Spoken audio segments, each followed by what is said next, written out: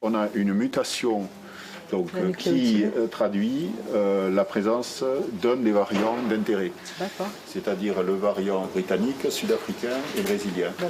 Cet ordinateur passe au crible le code génétique du virus pour identifier la présence des mutations. Depuis la découverte du cluster au variant anglais dans l'EHPAD Saint-Exupéry de Toulouse, le laboratoire de virologie du CHU multiplie les séquençages. Une surveillance épidémiologique accrue pour déterminer quelles souches circulent actuellement dans notre région.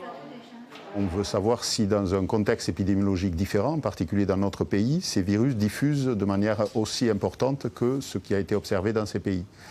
Donc des études auxquelles nous participons visent à déterminer le pourcentage de ces variants à un moment donné et d'effectuer une photographie un petit peu plus tard, donc quelques semaines après, pour savoir si la proportion de ces virus identifiés parmi les personnes infectées augmente ou reste stable.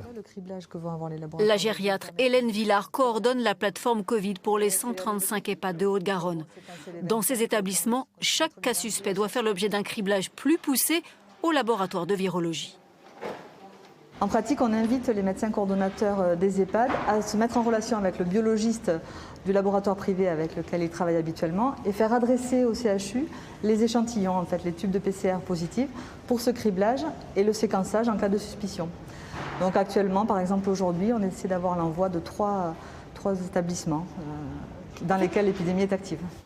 14 clusters ont été identifiés dans les EHPAD de Haute-Garonne. Certains présentent une forte suspicion au variant anglais. Les séquençages sont en cours. En Occitanie, la contamination à ce variant est de 1,5%, un chiffre à peu près identique à la moyenne nationale.